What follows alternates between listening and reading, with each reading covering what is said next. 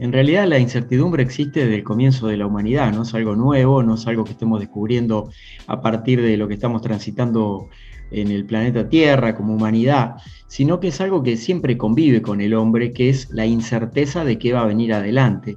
Y como nosotros estamos muy enfocados siempre en mirar hacia el futuro, qué es lo que va a pasar, incluso eso genera preocupación, a veces en exceso, o hacia el pasado, revisando demasiado todo lo que fue o todo lo que podría haber sido o todo lo que me hubiese gustado que sea, la incertidumbre justamente encuentra su antídoto cuando nos anclamos en el presente.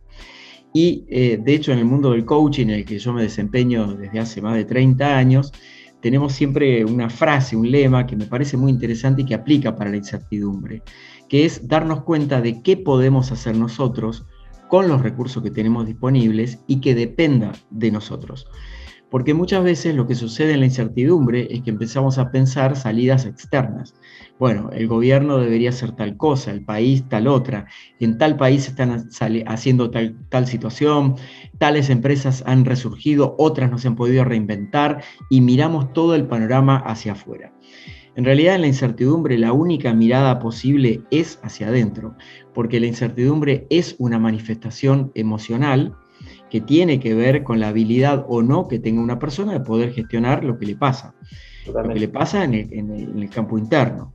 Así que desde ahí podemos construir esta conversación para empezar a enriquecer este concepto de cómo salir de la incertidumbre o, mejor dicho, cómo aprender a convivir con la incertidumbre sin que eso nos pese, nos frustre o nos decepcione.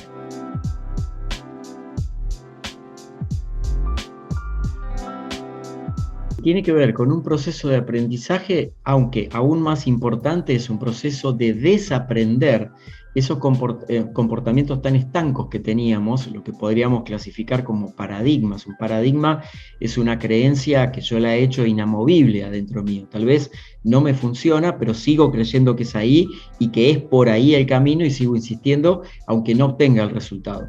Por eso que en la incertidumbre, y esto ha sido como muy notable en lo que ha pasado entre el 2020 y el 2021, muchas personas han sentido que se quedaban como nadando sin agua, ¿no? Se quedaban en el aire porque no entendían bien qué estaba pasando.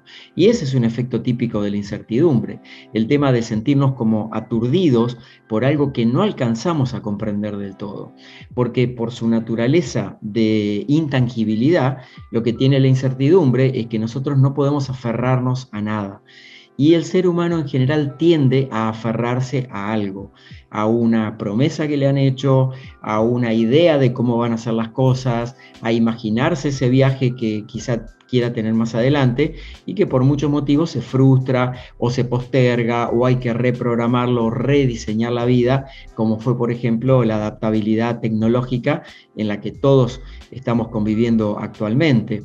Totalmente. Si lo pudiéramos cambiar de mirada, podríamos decir que la incertidumbre también tiene un lado positivo, más allá, por supuesto, del costo emocional que hablábamos, ese costo que a veces se refleja incluso en angustia en las personas que no saben cómo proceder.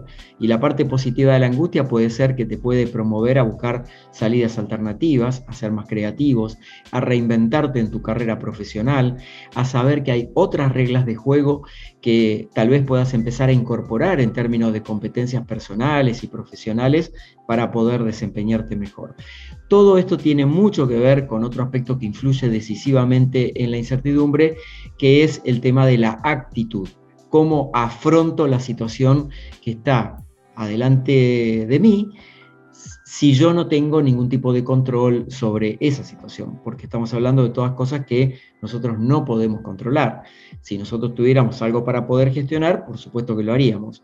Pero hay hechos que suceden alrededor nuestro que no dependen de nosotros. Por eso la pregunta que les comentaba hace un rato, ¿no? ¿Qué puedo hacer con esta situación que dependa de mí? Esa es una gran clave para ir sorteando la cuestión de la incertidumbre.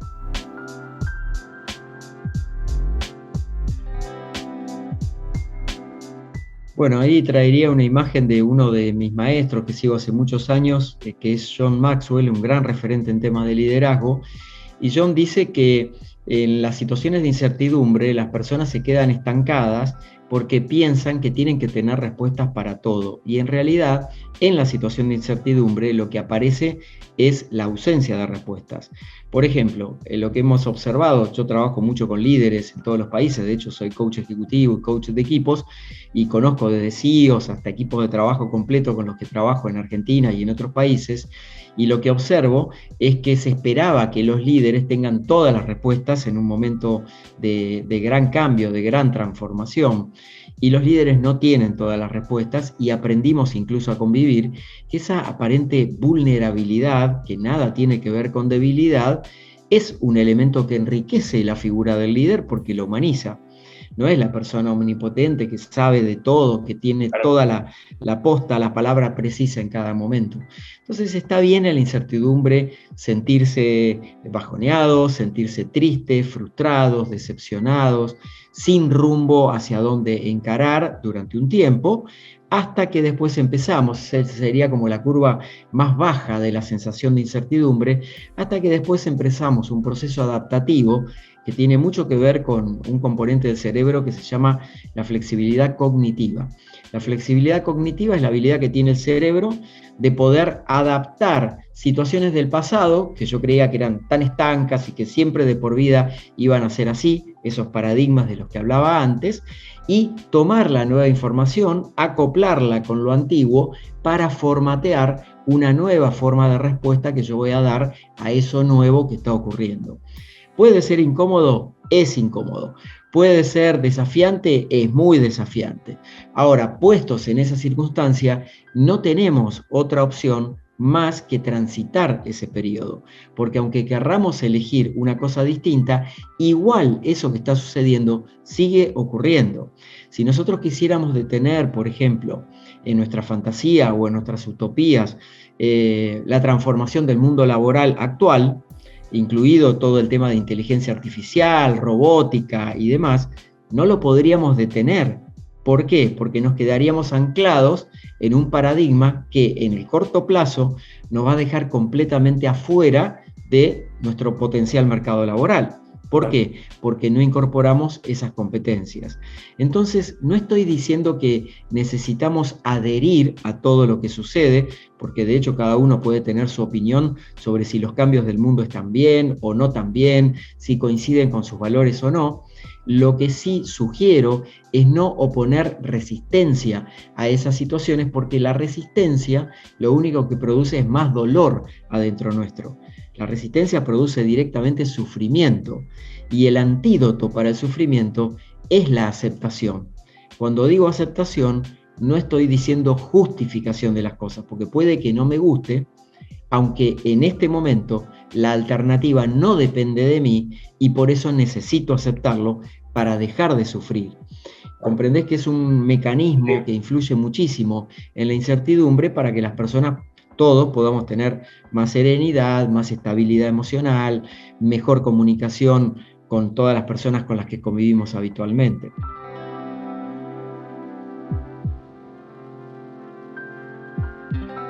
Generalmente cuando las cosas nos van bien en la vida, todos tenemos una actitud que llamamos comúnmente positiva. En realidad la actitud en sí misma es neutra, no tiene un signo para definirlo, no es ni positivo ni negativo. ¿Por qué es neutra? Porque en realidad lo que le da ese componente de que yo la defino o la interpreto como algo positivo o como algo negativo, que es el segundo tipo de actitud, es cómo lo siento, cómo lo vivo, mis emociones. Entonces, cuando las cosas van bien, actitud positiva. Cuando las cosas no van tan bien, actitud negativa. Y ya sabemos las consecuencias de la actitud negativa. De hecho, hay estadísticas mundiales acerca del tema de la actitud y afirman, en estudios que se hacen todos los años, que más del 90% de las personas de todo el mundo, somos 7.700 millones de habitantes en la humanidad, en el planeta Tierra, por lo menos, más del 90% de las personas piensan negativamente el 90% del tiempo. Entonces imagínate la potencia de ese pensamiento negativo multiplicado por esa cantidad de millones y millones de personas alrededor del mundo. Entonces, las personas pueden hacer una elección respecto a esto de la actitud positiva o actitud negativa. No estoy negando situaciones que son muy desafiantes. Yo mismo he pasado por situaciones que no sabía si de estas salgo adelante, y eso nos confronta, nos desafía, nos pone tristes, nos puede sumir en una depresión. Cualquier situación desafiante realmente se hace muy, muy compleja de atravesar. Pero lo que sí podemos hacer es aplicar ahí el principio de la actitud. ¿Cómo funcionaría? Aplicando el tercer tipo de actitud. Entre la actitud positiva y la actitud negativa está la actitud neutral, que es lo que mencionaba hace un momento. ¿Qué significa neutral en este contexto que estamos hablando? Bueno, neutral no significa no hacer nada, quedarme quieto, no actuar, dejarme estar. No, todo lo contrario. Es frenar un momento, observar las situaciones desde distintas perspectivas, no viéndome yo como el ombligo del mundo, sino saliendo de ese yo para poder mirarme desde otros lugares. De esa manera voy a tener una observación más amplia de lo que está sucediendo, y a partir de esa toma de distancia voy a poder elegir mejor mi próximo paso. No va a ser un salto directo a la actitud positiva de la que hablábamos, pero te va a sacar en parte de la actitud negativa en la que la mayoría de las personas está casi todo el tiempo, como veíamos.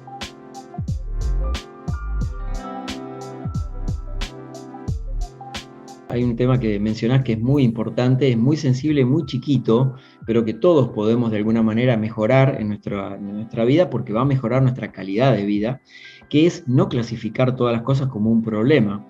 Un problema en realidad es algo sobre lo que yo no tengo la solución en mis manos por el momento, ¿sí?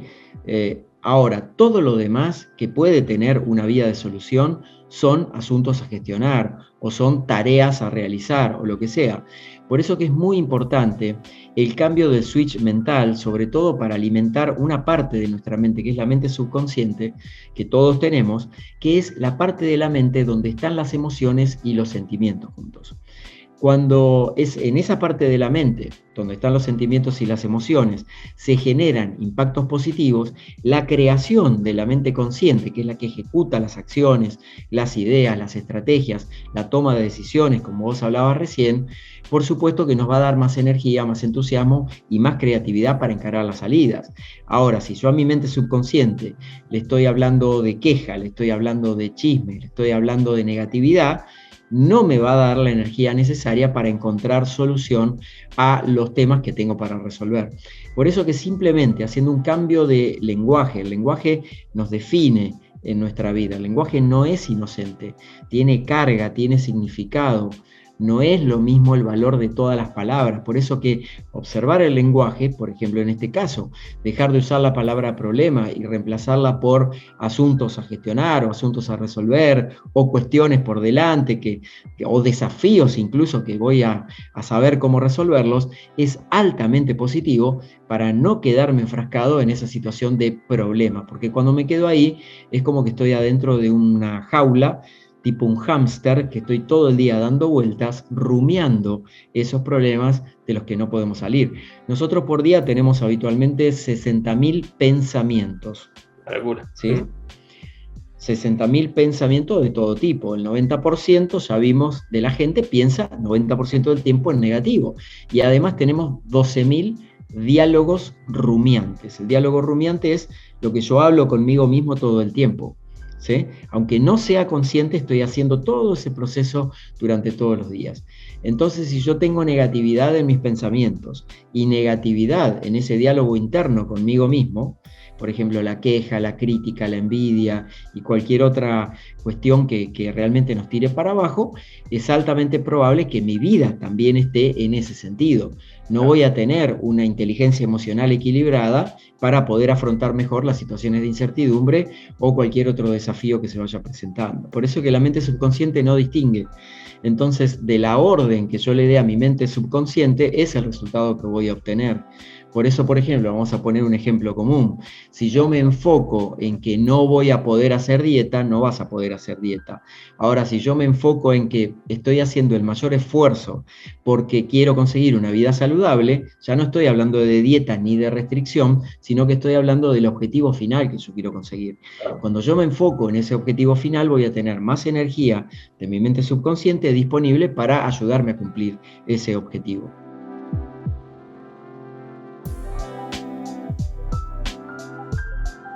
Hay varias técnicas. Una primera y muy sencilla la voy a mencionar y después la voy a desglosar en palabras muy entendibles para todo el mundo, es lo que todos conocemos como inteligencia emocional. Nosotros tenemos varios tipos de inteligencia. La inteligencia no es solamente analítica o incorporar información en nuestra mente, sino que la inteligencia emocional es también crucial para poder atravesar estas circunstancias. ¿Por qué?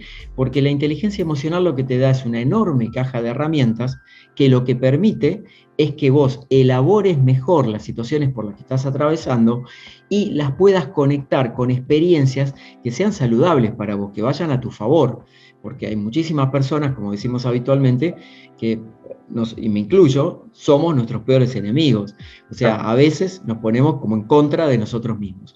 Y la inteligencia emocional, cuyo trabajo más notable es el del doctor Daniel Goleman, un psicólogo norteamericano, tiene muchas obras publicadas al respecto, habla que hay 5 aspectos en esa estructura que nosotros podemos trabajar, donde la primera es como la autoconfianza, es decir, crear un marco de confianza interna de que sé que tengo los recursos para poder llevar adelante, atravesar mejor las situaciones o afrontar mejor las situaciones. ¿Por qué digo esto? Porque, por ejemplo, en una situación de incertidumbre, muchas veces van a aparecer situaciones donde emerge la resiliencia.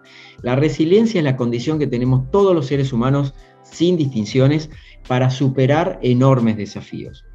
Cuando digo todos, es todos, todas, y como le quiera llamar.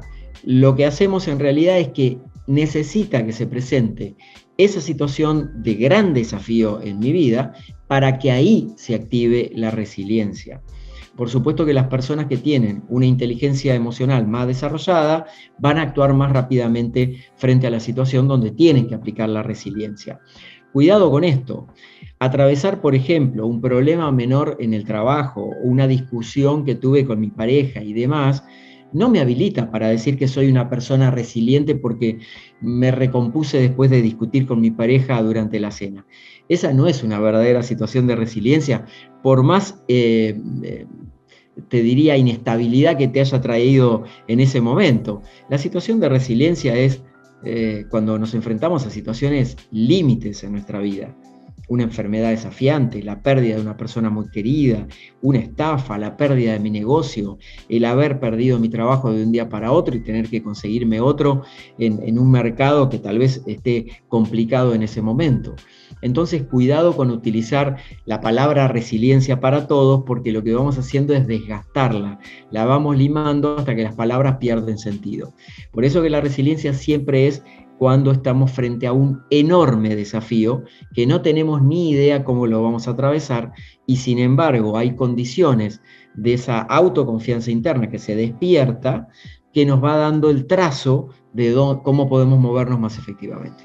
Entonces tenemos en la inteligencia emocional, para recapitular, por un lado tenemos ese autoconocimiento, autoconfianza, el segundo campo que tiene que ver con la autorregulación de las emociones, que es algo muy importante porque la mayoría de las personas se lo pasan en modo reactivo, reaccionan en forma automática.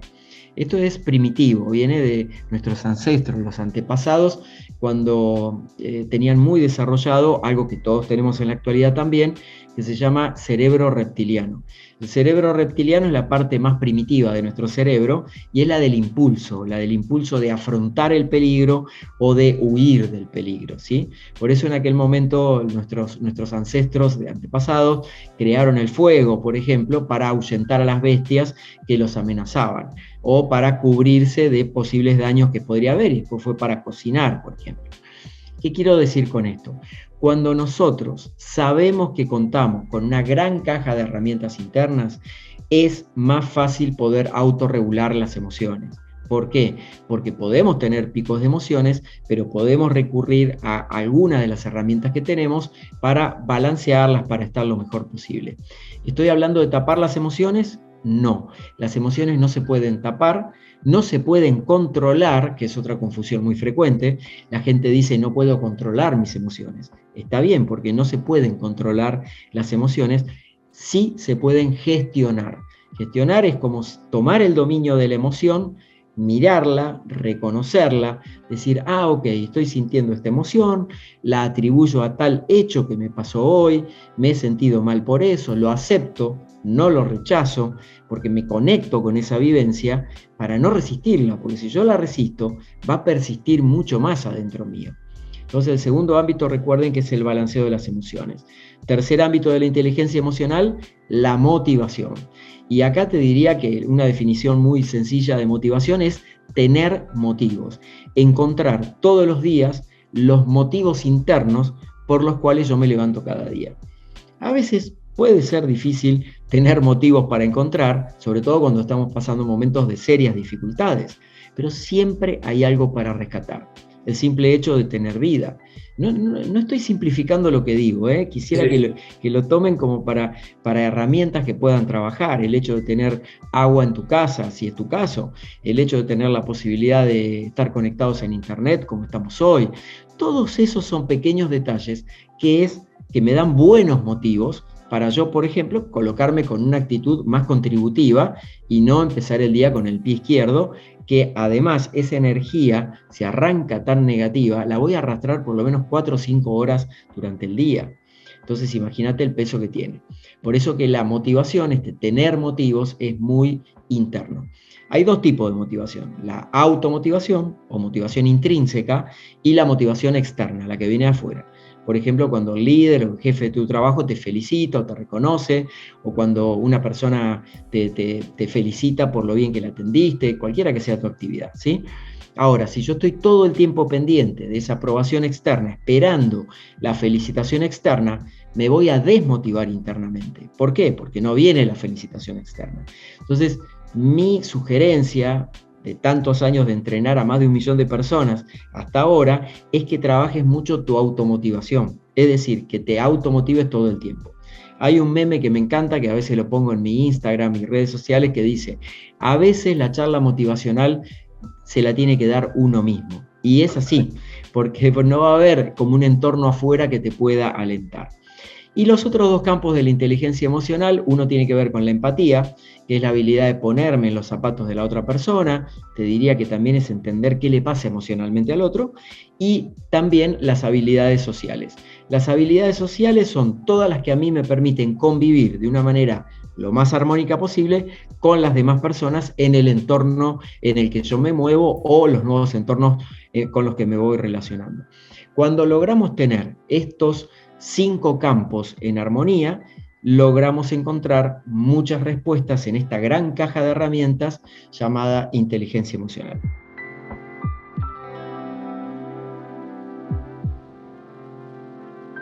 Lo primero es que dejen de consumir medios de comunicación de cualquier tipo, lo cual no significa no estar informados, es muy bueno estar informado. Y si elegís informarte, no te informes siempre de la misma fuente, cotejá informaciones. ¿Por qué? Porque yo conozco mucho la dinámica de los medios de comunicación, todas las semanas escribo en 20 medios de Argentina y del exterior, y conozco mucho la dinámica también de cómo se generan las noticias. Las noticias van generando sesgos mentales en las personas. Esto significa que ese recorte de la realidad que se hace, adhieras o no con la realidad o en la posición que te encuentres, ya va a influir de alguna manera en tu estado anímico, en tus pensamientos y demás. No estoy diciendo que desconozcas lo que está pasando, no estoy diciendo que te aísles o que vivas en una burbuja, ni tampoco que entres en lo que vos mencionabas recién del pensamiento mágico, ¿no? Todo está bien, voy a esperar que venga de arriba algo que me salve y demás. Está bueno tener fe, está bueno tener esperanza, pero restringí el consumo de noticias negativas si sentís que ya te está haciendo mal. En segundo lugar, es entender que las realidades son las que yo construyo en mi mente. todos nos contamos un cuento todos los días permanentemente. Entonces, depende del final que yo le ponga a ese cuento que me cuento todos los días, es el tipo de vida que voy construyendo. Conozco muchísima cantidad de jóvenes de la misma edad tuya y de incluso muchísimos más jóvenes o algunas personas también de más edad que están teniendo un desarrollo profesional floreciente o que están armando sus emprendimientos o que han conseguido su primera ronda de financiamiento o que han estudiado una carrera y están insertándose en un lugar que realmente les apasiona y están haciendo grandes contribuciones. Conozco otros que han terminado carreras y todo igual y que han decidido dejarla para encarar otro tipo de vida, que tiene más que ver con su espíritu, con su propósito, con su filosofía de vida. Y eso puede ser en el país o en el exterior, y eso está fantástico, porque además es la forma de explorar el mundo en consonancia con el propósito de cada persona, ¿sí? Ahora, el quejarse por el quejarse simplemente, sin actuar, sin traer como un plan, donde yo pueda influir de alguna manera, por lo menos en el metro cuadrado que tengo adelante mío, no sería muy productivo. Y lo dejo a consideración de cada uno, por supuesto. No estoy hablando de ver todo color de rosa, porque definitivamente no lo es, ni en Argentina ni en el resto del mundo, pero sí de tener una actitud de saber que el quejarse, por ejemplo, es como una mecedora de esas que tenían las abuelitas cuando se ponían a tejer. Te divierte, te entretiene, pero no te lleva a ningún lado. Entonces, cuidado con eso, porque también los pensamientos son contagiosos.